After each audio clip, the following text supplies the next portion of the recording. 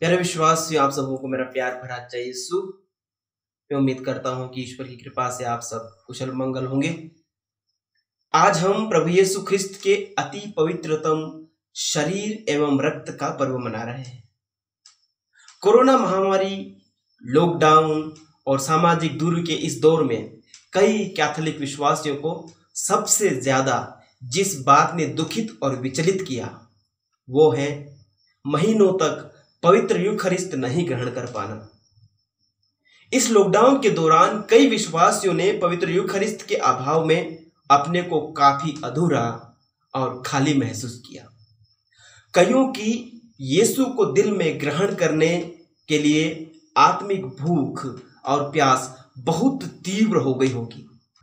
कुछ दिन पहले प्रख्यात पेंटेकोस्टल पास्टर बेनी हिन का एक वीडियो देखने को मिला, जिसमें वे पवित्र यूखरिस्त के बारे में बतलाते हुए कहते हैं कि एक अध्ययन में ये बात सामने आई कि कैथोलिक चर्च में पवित्र यूखरिस्त के दौरान ज्यादा लोगों को चंगाई मिलती है क्योंकि वे पवित्र यूखरिस्त में विश्वास करते हैं।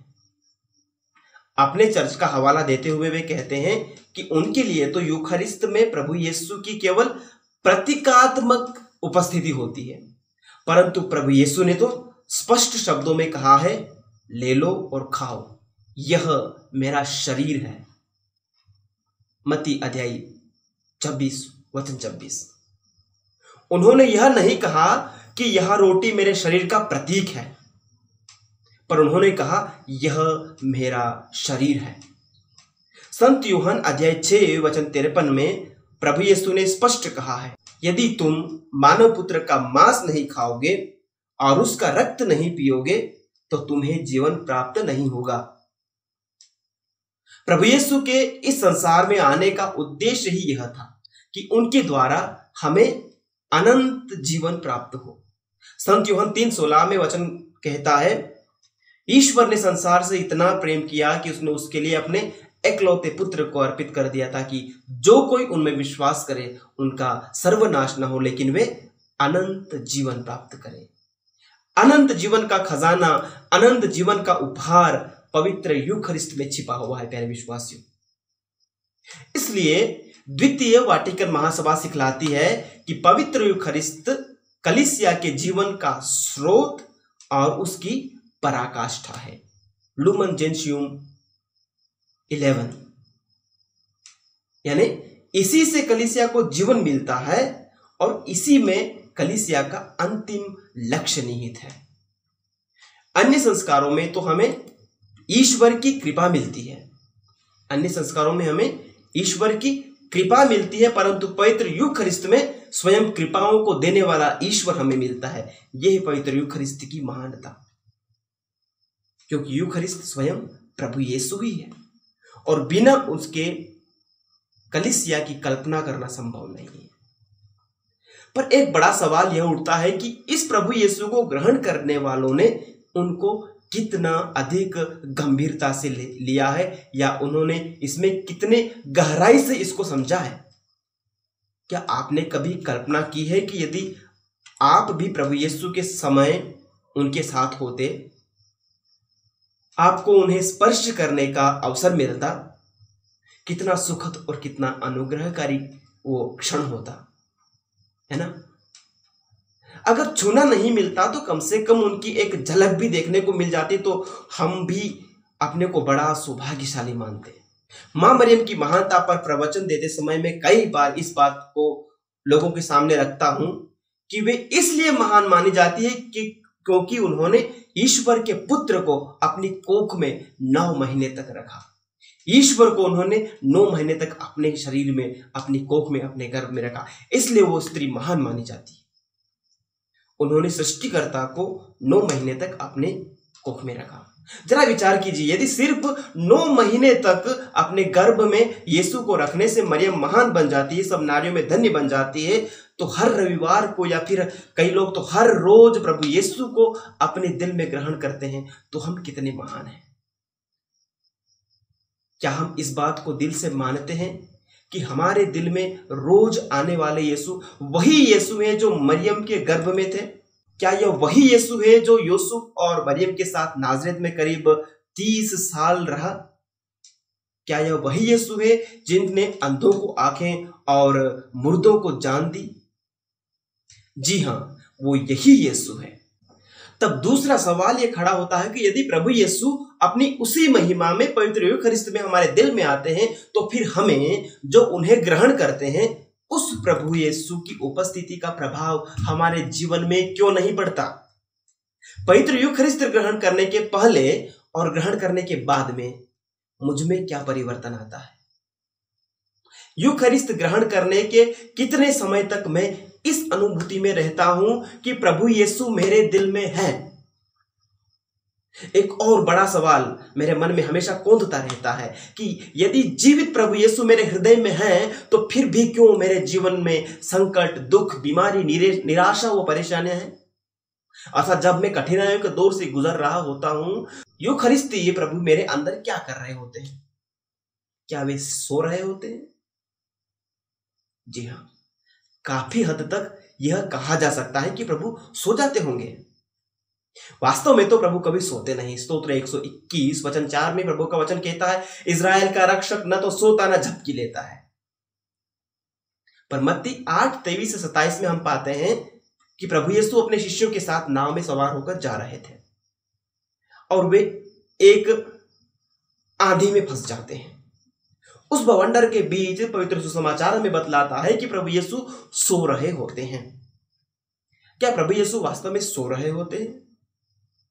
क्या वे वास्तव में सो रहे थे? क्या वे वास्तव में इतनी गहरी नींद में थे कि वहां पर क्या हो रहा है उसका उन्हें पता भी नहीं चला? मैं नहीं सोचता। वास्तव में गहरी नींद में प्रभु यीशु थे।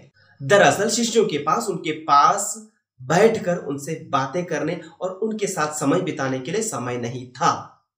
शिष्य अपनी धुन में थे, इसलिए यीशु विश्राम करने चले जाते हैं। शायद हम भी पवित्र यूखरिस्त और पवित्र यूखरिस्त में उपस्थित प्रभु यीशु को इसी प्रकार सोने भेज देते हैं। एक बार पवित्र परमप्रसाद ग्रहण किया और फिर भूल गए प्रभु को। हम व्यर्थ ही जीवन में परेशान रहते हैं, जबकि हमारा जिंदा खुदावन हरदम हमारे साथ रहता है। शिष्यों की तरह व्यर्थ ही जिंदगी के छोटे मोटे तूफानों से घबराकर अपने हिसाब से जीवन की नाव को बचाने का प्रयास करते हैं। जैसे कि शिष्य उस नाव में से पानी निकाल के बाहर फेंकने और सब प्रकार के जतन कर रहे थे, अपने हिसाब से स्वयं को बचाने की कोशिश कर रहे थे। जब सब कुछ हमारी क्षमता के परे होने लगता है, तब हमें उस प्रभु की याद आती है। हमें हमारे प्रभु को सुलाना नहीं है, उन्हें हमारी जिंदगी में व्यस्त रखना है। यदि आपका कोई अजीज मित्र आपसे मिलने आपके घर आए, इस उम्मीद से कि आपके साथ मिलकर ढेर सारी बातें करेंगे, कुछ अच्छा समय बिताएंगे, अपना सुख दुख साझा करेंगे, पर जरा सोचिए, यदि आप उसे समय नहीं देते, आप अपने मोबाइल में, अपने इंटरनेट पे, अपने लैपटॉप पे, अपने कंप्यूटर पे व्यस्त हैं, तो आपके उस दोस्त को कैसा लगेगा? प्रभु यीशु आपसे रोज बातें करना चाहते हैं, रोज आपका हाल पूछना चाहते हैं, आपकी रोज की खैर खबर रखना चाहते हैं, आपके दुखों को हल्का करना चाहते हैं, आपकी जिंदगी का बोझ अपने ऊपर लेना चाहते हैं। वे कहते हैं, थके मांदे और बोझ से दबे हुए लोगों, तुम सब के सब मेरे पास आओ, मैं तुम्हें विश्राम दूंगा। वे आपके जीवन को लेकर चिंतित हैं। उनके मन में आपको लेकर एक योजना है, आपके जीवन को लेकर एक योजना है।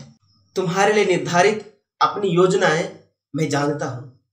तुम्हारे हित की योजनाएं अहित की नहीं, तुम्हारे आशा में भविष्य की योजना है। प्रभु का वचन कहता है यिर्मयाह अध्याय 29 वचन 11 में। वे चाहते हैं कि वो अपनी योजना को, अपनी उस सुखद योजना को जो कि हमारे बारे में है, उसे हमें बताए, उसको लेकर हमसे चर्चा करे। क्या हम हमारे दिल में रहने वाले प्रभु यीशु से बातचीत करते हैं, उनकी बातों को सुनते हैं? अपने जीवन में उनकी रजा, उनकी मर्जी क्या है, क्या हम उनसे ये पूछते हैं? दिन में कितनी बार हम उनको याद करते हैं? वो हमारे सबसे अधिक करीब है, वो हमारे दिल में है, हमारे दिल के अंदर है। हमेशा इस बात का इंतजार करते हैं, हमेशा इस इंतजार में है कि हम कब उनसे बात करने का समय निकालें। वो अपने प्यार भरे लफ्जों से दिन में कितनी बार हमें पुकारते हैं, पर हम कितनी बार उनकी वाणी को अनसुना कर देते हैं। हर घड़ी जब प्रलोभन व बुराई की शक्तियां हमें अपनी ओर खींचती है, तो प्रभु यीशु कितनी बार हमें उनसे बचने के लिए आगाह करते हैं, हमें चेतावनी देते हैं, पर हम उनके प्रयासों को नजरअंदाज कर देते हैं। हम उन्हें हमारे दिल के एक कोने में सोने को मजबूर कर देते हैं। आइए प्यारे विश्वासियों, हम पवित्र संस्कार के प्रति अपने नजरिए को बदलें और उसमें उपस्थित प्रभु की वास्तविक उपस्थिति का आभास स्वयं को हर पल कराएं। विशेष करके प्रभु यीशु के शरीर और रक्त को पवित्र संस्कार में ग्रहण करने के तुरंत बाद के जो मूल्यवान क्षण हैं, मूल्यवान जो पल हैं, उन पलों में शांत रहकर यीशु से संवाद करें और उनसे बातचीत करने में लीन हो जाएं। जितनी घनिष्ठता से हम उनसे जुड़ेंगे, उतने ही अधिक हम उनका दिव्य अनुभव प्राप्त करेंगे। प्रभु यीशु को हम अपना सबसे करीबी मित्र बना लें। उनकी उपस्थिति की अनुभूति हर पल हमारे मन में रहे। यदि ऐसा हुआ तो फिर न तो कोई प्रलोभन, न कोई शैतान की ताकत, न कोई बुराई, न कोई विपत्ति, न कोई बीमारी, न कोई महामारी, न कोई कोरोना वायरस और न कोई किसी प्रकार की निराशा हमें विचलित कर सकती है, क्योंकि यीशु ने इन सब पर विजय प्राप्त की है। संत यूहन्ना अध्याय 16 वचन 33 में उन्होंने वादा किया है। तो हमारा विजयी यीशु हमारे अंदर है, हमारे अंदर निवास करता है, हमारे दिल में निवास करता है। हम हमेशा उनसे जुड़े रहें, उनकी उपस्थिति का एहसास करें, हमारे दिल में उपस्थित प्रभु यीशु से बातचीत करें। जीवन के हर पल हर क्षण में वो हमें हमेशा यह कहते हुए सांत्वना देते हैं, संसार के अंत तक मैं सदा तुम्हारे साथ हूं। आमीन।